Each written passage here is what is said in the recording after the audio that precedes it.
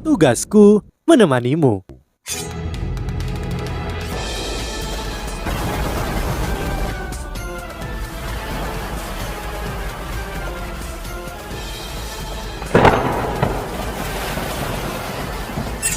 Hai sahabat Pasuk, kembali lagi bersama alur cerita versi novel Solen 2 Sekte Tang yang tak tertandingi.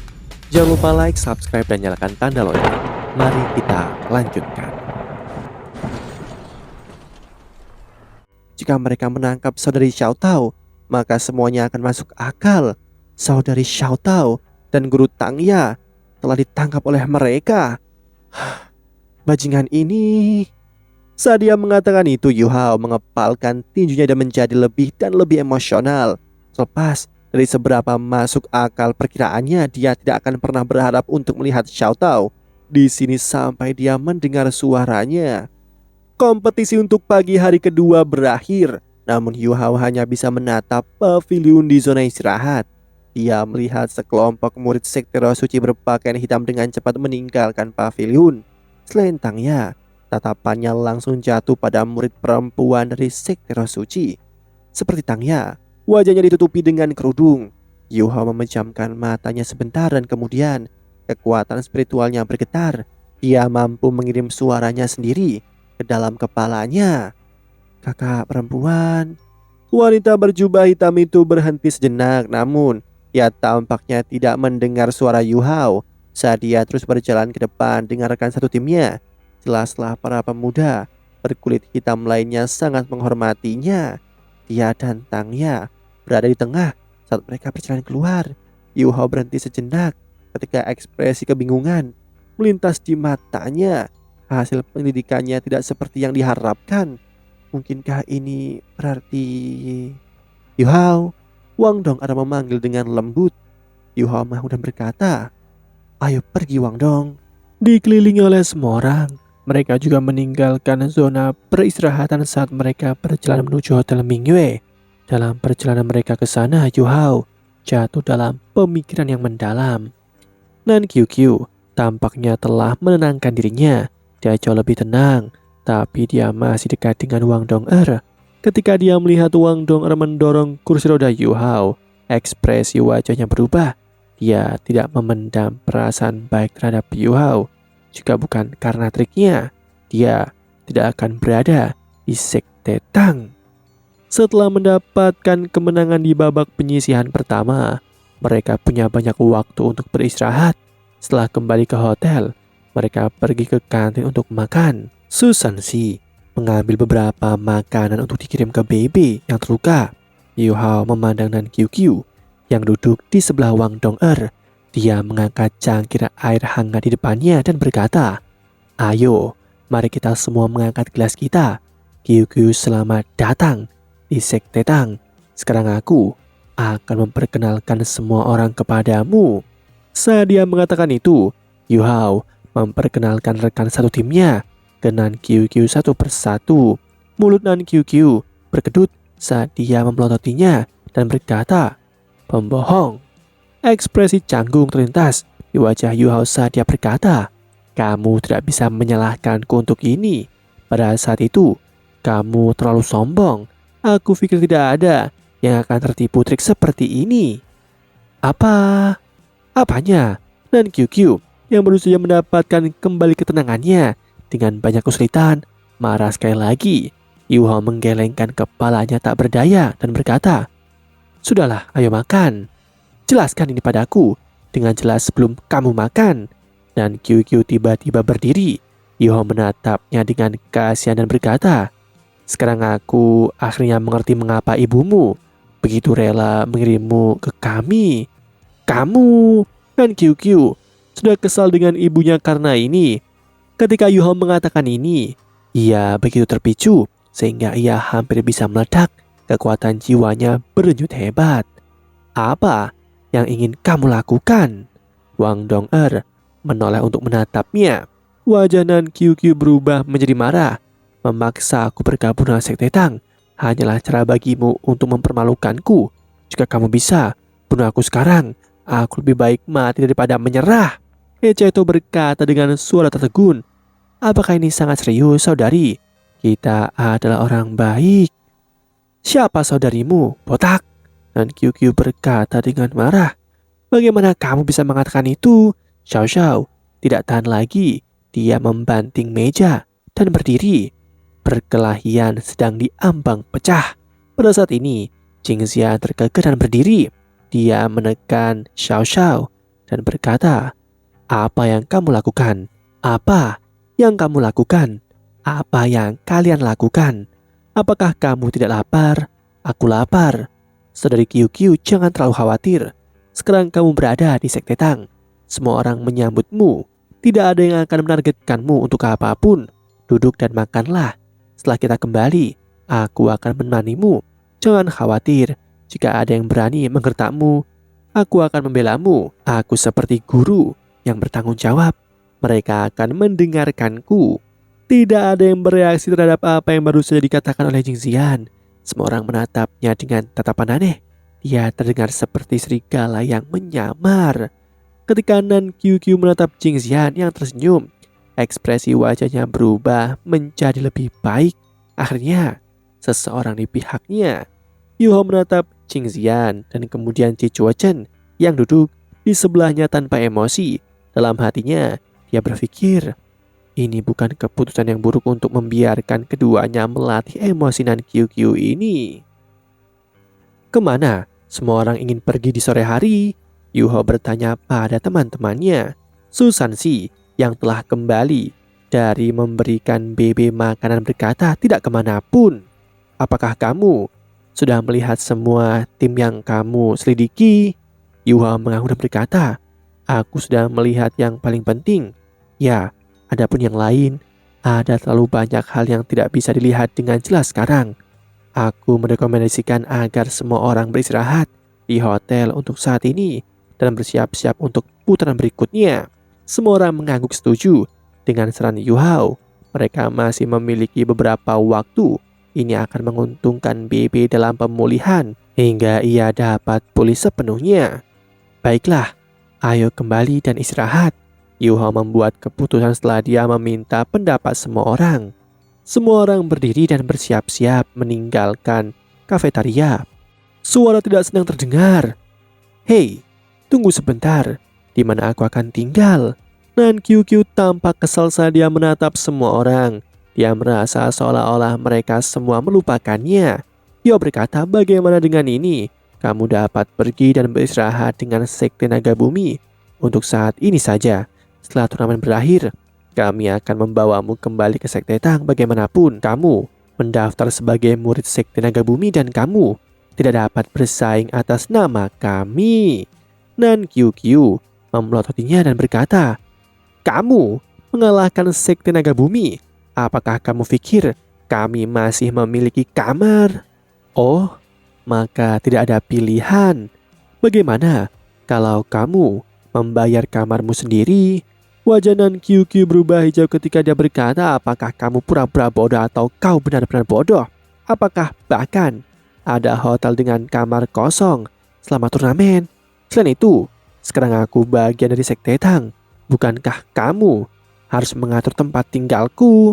Semua orang memandang Yu Hao. Susansi mengetuk sikunya dan berkata, Yu Hao, kamu membawa ini pada dirimu sendiri. Selesaikan sendiri. Dengan itu, dia dengan santai pergi dengan Jiang Nanan. Yu Hao menjawab, Nan QQ, situasinya seperti yang kamu lihat. Kamu dapat memilih kamar yang kamu inginkan. Nan QQ memutar matanya tiba-tiba. Dia punya rencana ketika dia berkata, kalau begitu, aku akan tinggal bersamamu. Hah? Yu Hao menatapnya dengan kaget. Pria dan wanita seharusnya tidak sekamar. Nan QQ berkata, kita semua master jiwa. Apa yang harus dipermalukan? Tidak perlu terlalu banyak berpikir. Aku akan tidur di sofa. Ayo pergi, bawa aku ke kamarmu. Dengan itu, gadis ini berbalik untuk pergi. Yu Hao menatap sosoknya yang menghilang. Dengan kaget kemudian dia menoleh ke Wang Dong'er yang berada di sebelahnya dan berkata, apakah dia ingin kamarku atau dia ingin kamar denganmu? Dia mungkin menduga bahwa kita akan tinggal bersama Dong'er. Kamu benar-benar terlalu menarik. Wang Dong'er tersenyum sedikit dan berkata, itu benar. Kamu semakin pintar. Yo tiba-tiba terbang ke mode panik penuh. Tidak, dia tidak bisa tinggal bersama kita, ayo pergi. Dia tiba-tiba menyadari bahwa dengan Nan QQ di sekitarnya, dia tidak bisa bermanja-manjaan dengan Dong Er. Ketika mereka kembali ke lantai mereka, Nan QQ sudah menunggu mereka di luar pintu. Yo berkata, QQ, dengarkan aku, kita semua teman. Sangat tidak nyaman untuk ada seorang gadis di sekitar kita. Jauh lebih normal bagimu untuk tinggal bersama saudari Zian atau Xiao Xiao. Untuk wanita muda sepertimu, tidakkah kamu peduli tentang kehormatanmu? Dan QQ, lihat ekspresi bermasalah di wajah Yu Hao dan hatinya berdegup kegirangan. Bagaimana mungkin aku tidak peduli dengan kehormatanku? Aku tidak tidur denganmu. Aku percaya kamu, lihat dirimu. Meskipun kamu kuat, aku tidak berpikir kamu akan melakukan hal buruk. Kamu... Yu Hao memanas. Terlepas dari siapapun itu, semua orang akan bereaksi dengan cara yang sama ketika kemampuan mereka dalam aspek tertentu dipertanyakan. Yu Hao sangat marah sehingga dia tidak bisa mengatakan apa-apa untuk beberapa waktu. Dengan susah payah, dia berkata bagaimana dengan ini? Dia normal. Dia menunjuk pada Wang Dong Er. Nan QQ menjawab tanpa ragu-ragu. Bagaimana kamu bisa dibandingkan dengannya? Kamu pembohong. Siapapun dapat melihat bahwa Wang Dong adalah pria sejati yang tidak akan mengambil keuntungan dari orang lain. Apakah aku benar, Wang Dong? Ya, kamu benar. Wang Dong Er dengan senyum menyilaukan. Buka pintu, kata. Nan QQ saja menunjuk. Wang Dong Er membuka pintu dan Nan QQ masuk lebih dahulu. Nan QQ duduk di sofa dan berkata, benar, aku akan tidur di sini sementara. Aku tidak akan berebut tempat dengan Cacat. Kenapa kalian berdua berbagi satu tempat tidur? Kamar Yu Hao dan Wang Dong Er hanya memiliki satu tempat dan bukan dua tempat tidur seperti kebanyakan kamar.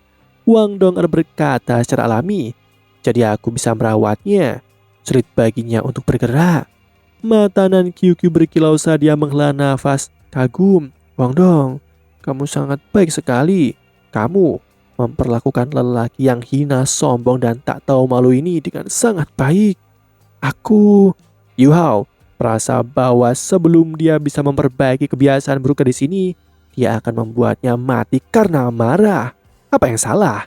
Nan QQ berkata dengan gembira.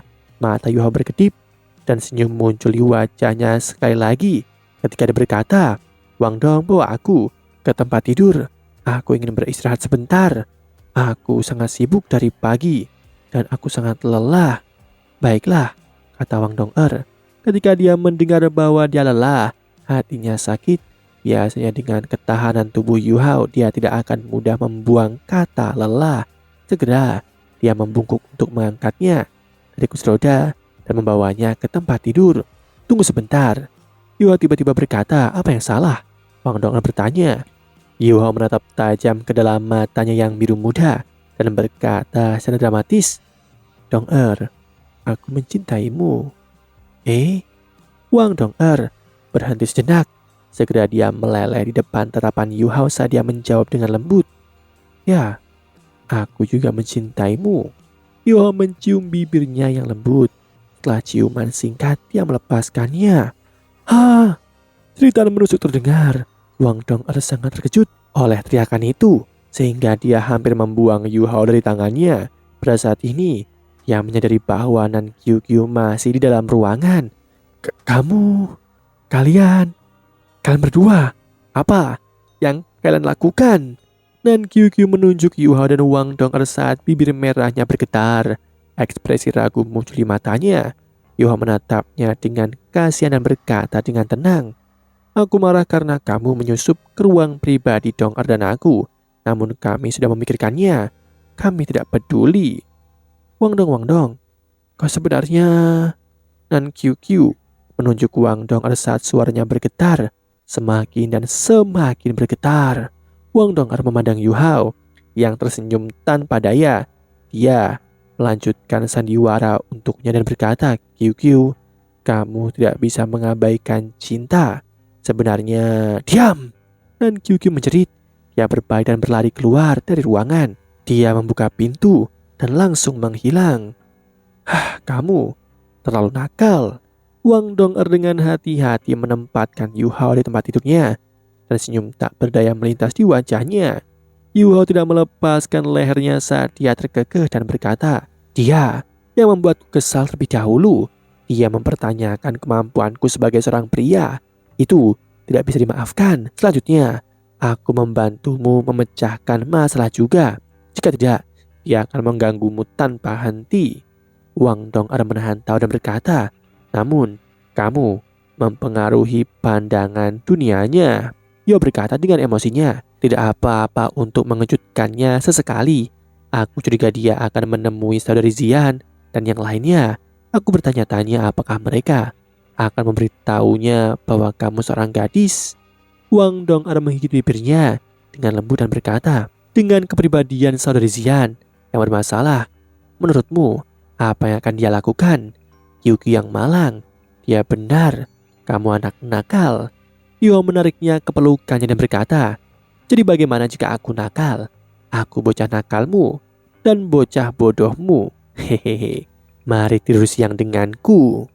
Yu Hao tidak tahu apa yang terjadi pada Nan Qiu sesudahnya. Setelah mereka makan, gadis berwajah pucat itu duduk sejauh mungkin dari mereka. Yang dia lakukan hanyalah makan, namun dia tampak jauh lebih jinak. Jing Zian melihat Yu Hao dan Wang Dong'er dengan penuh arti. Babak eliminasi pertama turnamen berakhir. Setelah 2 hari, secara total, setengah dari 167 tim tersingkir. Seketika, Hotel Mingwei menjadi jauh lebih kosong. Setiap tim yang berhasil melewati babak pertama diberi kamar baru Sekte Tang, dikirim ke lantai ketiga yang jauh lebih luas dari lantai 2. Masih ada 84 tim yang tersisa. Akademi Shrek tidak ikut serta dalam putaran pertama. Dalam babak beberapa hari terakhir, Yu Hao dan Sekte Tang tidak melihat siapapun dari Shrek. Wang Qi'er dan Dai Hua Bin tampaknya telah menghilang. Saat cahaya redup menyala, cahaya dingin muncul di wajah Yu Hao. Matanya menyala dengan cahaya dan udara di sekitarnya berubah. Ia menelan cahaya ungu dan mengolah esensinya. Dengan ini, ia mengakhiri kultivasi paginya. Wang Dong'er berdiri di sampingnya. Dia juga mengolah mata setan ungunya seperti Yu Hao. "Putaran kedua, Shrek akan bertanding hari ini kan?" Wang Dong'er bertanya pada Yu Hao. "Ya," Yu Hao mengangguk sebagai konfirmasi. Babak eliminasi kedua dimulai. Sekte Tang akan bersaing besok hari ini. Akademi Shrek akan bersaing sebagai tim legendaris di turnamen. Banyak orang menunggu mereka untuk bersaing. Di turnamen sebelumnya, mereka berhasil menciptakan keajaiban meskipun keadaannya tidak menguntungkan. Bisakah mereka melakukan hal yang sama di turnamen ini? Tidak ada yang tahu jawabannya. Dimasukkannya sekte membuat turnamen lebih layak ditonton, tetapi juga membuatnya jauh lebih tidak terduga. Sekte Tang yang telah memperoleh 12 poin penuh di babak eliminasi pertama dipandu ke pergola. Ini adalah area istirahat VIP. Hanya tim terkuat yang bisa beristirahat di sini. Suara wasit bergema. Babak eliminasi kedua akan segera dimulai. Semuanya tolong diam. Juara dan pemenang dari semua edisi turnamen sebelumnya Akademi Shrek akan bertanding hari ini. Warga Kekaisaran Ryu tidak memiliki kesan yang baik dengan Akademi Shrek. Karena Akademi Shrek, Akademi Teknik Kekaisaran Ryu, selalu berada di urutan kedua dalam turnamen. Ketika mereka mendengar kata-kata Akademi Shrek, banyak penonton mulai mencemooh. Yu Hao bisa melihat banyak hal dengan lebih jelas ketika dia memasuki area istirahat VIP. Yu Hao juga memperhatikan tim lain. Mereka berada di sisi lain area istirahat VIP. Ia telah memperhatikan tim ini pada hari kedua turnamen. Mereka tampaknya sangat rata-rata, tetapi jiwa bela diri mereka tidak bisa disembunyikan. Mereka berasal dari sekte tubuh, namun mereka melakukan yang terbaik untuk menyembunyikan kemampuan mereka. Terlepas dari beberapa tim yang telah ia perhatikan, ekspresi Yu Hao tiba-tiba berubah saat ia melepaskan deteksi spiritualnya. Hampir setiap tim di area peristirahatan VIP ini luar biasa. Dari apa yang dia rasakan, ada sangat sedikit anggota yang bersaing yang memiliki kurang dari 5 cincin jiwa. Sebagian besar dari mereka setidaknya adalah seorang raja jiwa. Wang Qi'er duduk di kursi di bagian paling depan tim Akademi Shrek. Yu Hao menemukan bahwa Dai Huabin, Ning Tian, Zulu, Wu Feng, dan yang lainnya di belakangnya tampak sangat tegas. Setelah tidak melihat mereka untuk beberapa waktu, mereka tampaknya telah matang. Sepertinya tekanan dari turnamen tidak sepenuhnya buruk. Yu Hao terkesan. Babak eliminasi kedua, pertarungan pertama antara Akademi Shrek melawan Sekte Armor Surgawi. Kedua belah pihak silahkan memasuki area tunggu. Hah? Sekte Armor Surgawi? Yu Hao merasa bahwa nama ini sangat akrab. Dia segera ingat bagaimana dia bertemu Sekte Armor Surgawi yang disiplin sebelum mereka datang ke Kota Cahaya. Mereka semua mengendarai kuda Hornscale dari Kekaisaran Doling. Dia tidak menyangka mereka harus menghadapi Akademi Shrek di babak kedua. Sekte Armor Surgawi tidak berada di area istirahat VIP. Yu Hao melepaskan deteksi spiritualnya dan segera merasakan Han Zhanhu memilih anggota yang bersaing untuk Sekte Armor Surgawi. Dia bisa merasakan syaraf tegang dari anggota Sekte Armor Surgawi. Akademi Shrek sangat terkemuka. Mereka telah membangun reputasi dengan kemampuan selama ribuan tahun. Sekte Armor Surgawi terlalu sial. Demikianlah kisah untuk kali ini. Sahabat Pasuk, jangan sedih, jangan bimbang, apalagi galau. Karena aku kan selalu menemanimu.